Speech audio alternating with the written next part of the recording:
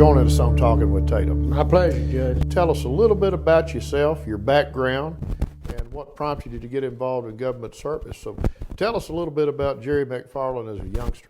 Well, grew up here in Lebanon, graduated Lebanon High School, spent about 20 years in state service as the civil defense director here in Wilson County back in the 60s, and then again as the emergency management director in 2000. In between those times, I served in the military, did 33 years there. We were in tanks and helicopters and all those wonderful toys that the only Army has, you know. But Carolyn Thompson, a great lady, she was our commissioner in the 5th District. Carolyn got sick, as we know, and later passed away. And I had some people come to me and ask me, said, would you be interested in serving the 5th District? And of course, my entire life I've been in public service trying to help people, be there poor people, or my missionary thing over in Sneeville, Tennessee, poorest county in the state and the 6th poorest in the whole United States. But I put my name in the hat, and fortunate enough the commission appointed me to serve out her last 2 years, and then I've been reelected 3 times now to that seat. So for people who aren't familiar with the 5th District, that's where I grew up. That is correct. If you give us an idea geographically where it is. Well, it's pretty much bounded on the west. The lines are not exactly perfect, but pretty much bounded on the west by Highway 109. Then it comes east over to Cedar Grove Road, and it notches around, follows the creek until it winds up picking up 5 Oaks over there on 70, and then comes back down, running along Horn Springs Road. But it's pretty much in the northwestern part of the county. Okay. Redistricting this coming year, I hope that we can change a few of those lines simply because there's almost 4,000 registered voters there, and some of the districts only have like 27 or 800. So to balance it out, and that's the whole goal of redistricting, probably make a few changes there. That's why we do it. That's why we do a census every 10 years. Exactly. So votes count equally. Exactly, and redistrict accordingly. And then, of course, Friendship Christian School is sitting on property that I believe belonged to your family. That's correct. That's correct. We had farm. Well, I live on that farm that's been in our family since 1793. Wow. Land grant from the Western Commissioners of the Western Territories of North Carolina. We were North Carolina at one time. Right. North Carolina went from the Atlantic all the way to the Mississippi River, and of course Tennessee was carved out. That was the Western Territories, and it's a 1793 land grant. Before Tennessee was a state in 1796. And we've just always been there ever since. It's like a lot of farms, it's getting a little smaller all the time. Friendship Christian, took a number of acres there, but Dad wanted to support that school and what it meant, and it's built there on the farm. And just briefly about your dad, Dr. Sam McFarland. Dr. Sam McFarland. The McFarland Hospital. That's correct. Was something he started back years and years ago. Well, actually, Uncle Sam started it. Okay. His Uncle Sam. And Uncle Sam died in the late 20s. And Dad came back out of his residency in 31, and it was kind of a clinic then, a 10 or 12 bed clinic, and he picked it up then and ran with it. But everybody credits him with starting it and running it, and ran it all his life. Well, I didn't know about Uncle Sam McFarland, but that would be your great uncle. That would be correct. And you mentioned something briefly about Sneedville. You're out there, I guess, kind of the informal mayor of the Possum Town community. Well, Dr. McKinney and I both argue about it. He thinks he is, and I think I am. That's great. But every year around Christmas time, you have a tractor trailer truck or two. And you take donations for the people of Sneedville. How'd that get started? Well, it started back in 1977. I became the state civil defense and emergency management director in 1975. Served there to 1980, and we had a large flood over in the mountains. We flew over with a helicopter and landed, and it was horrible. It really was. The old town of Sneeville was pretty much underwater, and it was going back since then over the years. Kind of watched the town and the county, Hancock County, go downhill. At one time, there were 5 car dealerships in that county, and now there's none. There's some repair lots, but the whole thing is kind of degraded as far as the economy is concerned. You just can't get in there. 2 mountain ranges, one on each side, and so we started doing Possum Town outreach to try to help some of those folks, especially in the school kids. They get out of school. 93% of the children over there are on the free lunch program. So when school's out, they get breakfast and lunch. And school's out, they don't, good possibility of not getting anything. And during Christmas breaks with the snows in the mountain when school was shut down, it's just kind of a situation where we try to augment that during the Christmas period. So that's something that's been going on for almost 40 years. You've been involved in that community. 25, 30, I don't know exactly when we started, but we loaded up with thousands of dollars worth of food and clothing and, items for the homes. Anything anybody wants to donate, we'll carry it over there. So.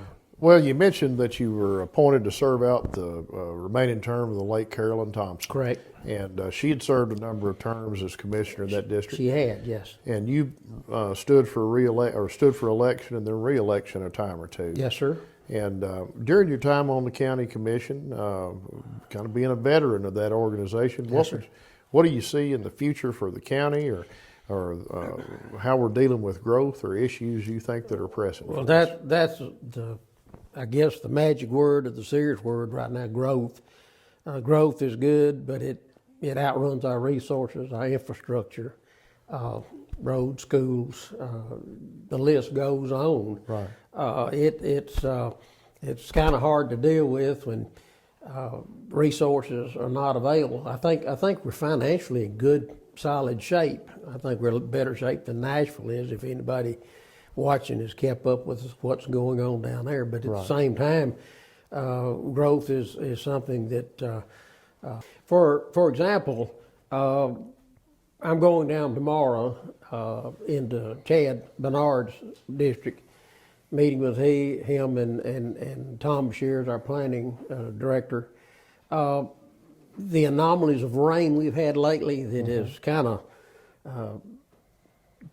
been different, kind of been much larger than what we normally had. Behind BJ's trailer on 109, which is the 4th district, they had an anomaly flood, or an event as they call it, where actually it got so deep cows swam across the top of a new 6-foot fence, swept under a bridge, and et cetera, and got in some houses down there. Now the whole point I'm trying to make here is upstream on that same creek, they're getting ready to build another 1,000 to 1,200 houses. Right. Well, rooftops don't absorb water. Asphalt driveways don't absorb water. So we're compounding the problems we're having with this growth that we're seeing so much of. And of course, we know the additional schools that are required as more and more children come into the community. Well, during your time on the commission, you started on serving in what year, roughly? Golly, I wish you hadn't asked that. 2009? When I finish this time, at the end of this time, it'll be 14 years. Okay. You went through that period where there was the economic downturn in the county. Did. All the county and cities had to make cuts and so forth. That is correct. And now we're in a growth cycle. Pretty much. And yes. that you have. But, as things work, those tend to fluctuate. We'll have another downturn at some point. Hopefully it won't be too bad. How do you plan, at least from county government's perspective or government service perspective, about saving up for those rainy days? Well, planning is the key word there, and I'll digress with you just a moment. When I was in the military, the Pentagon asked us to do a 25-year plan, and we told them that was ridiculous because you're dealing with next year's budget year after year, and how can you plan out 25 years, sometimes 5 years, mostly 2, but it's difficult other than trying to conserve dollars that may be needed in the event of emergency. More school buses are needed, more teachers are needed, or whatever. We're very fortunate now. There was one time period on the commission that our fund balance was $135,000. Should have been around $5 or $6 million. We were just really and truly bare bones. Right now we're at about $9.5 million fund balance.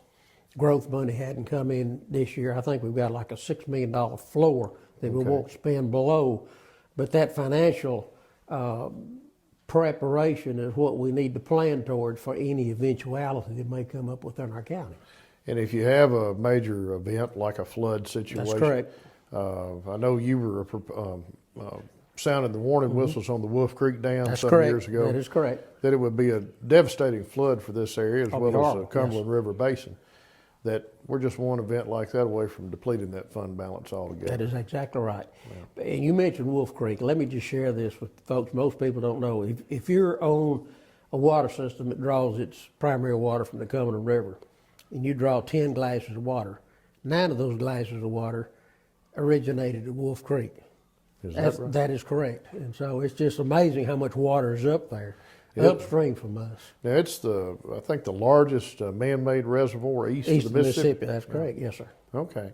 Well, they've remediated that dam, repaired that dam, have they not? They have remediated it. They've done what they call a curtain, concrete curtain down in the dam all the way across it. I noticed that this last rainfalls that we've had, events, their summer pool is supposed to be somewhere around 723 foot elevation, right. 723 feet, and they got all the way up to 754, which they were just about to overrun the dam, and everything held. So apparently that curtain did what it was supposed to be, because otherwise we'd have a real serious problem. Well, I'm glad they had some good engineers and construction people on that. Absolutely. As far as Jerry McFarland in the future, you see any signs of slowing down? Because it seems like you've got a bunch of stuff going, and I'm trying not to slow down. We all get age on us, and we all get a little bit tired, but I'm still farming. I sold off a lot of cattle, but I'm still farming, still running some cows. A big thing I think is going to be a real asset to our community is the restoration of the J3 steam locomotive that came out of Centennial Park that the National Steam Preservation Society is rebuilding. It's the largest steam engine in the free world. There are people that will argue with me on that point, but it is. And it's going to come through Lebanon. Right. It's going to run 43 miles of track from Lebanon to Watertown. 30 of those miles in Wilson County, going through the 3 major communities. Just think about the Polar Express that we're going to be doing. I'm kind of in with these guys. So we're going to be doing what we'll call it something else. But we're going to go see Santa Claus in Watertown. And we're going to fill that train up from the middle of November all the way through Christmas. Well, go ahead, sir. One thing about it is that was a steam locomotive that burned coal back in the day. That was a steam locomotive that burned coal. And there were 20 of them. Right. This is the only one that's left. It's in excellent condition, and it's going to be totally rebuilt before it goes on the tracks. Is it going to burn coal? It'll go and burn coal. So it's going to belch out a lot of that old black smoke. It's going to huff and puff. It certainly will. But it was put in mothballs in It was built to pull the maneuver trains of tanks and artillery and all the heavy stuff. Tennessee Central was tying 3 and 4 engines up, just stacking them together to get enough power to pull a division of tanks into Middle Tennessee for the maneuver. So they had these super gigantic engines made just for this purpose. And there were 4 turntables made. One of those turntables has survived, and it's sitting in Watertown on the side of the road now to be installed. And it's 110 feet long. Huge. Well, I've got a feeling when they're up there to cut the ribbon on that I'll see you up there with it. We'll be there together. Mr. Jerry, thank you so much for joining us. I appreciate it. Right. It's always a pleasure, sir. Thank you.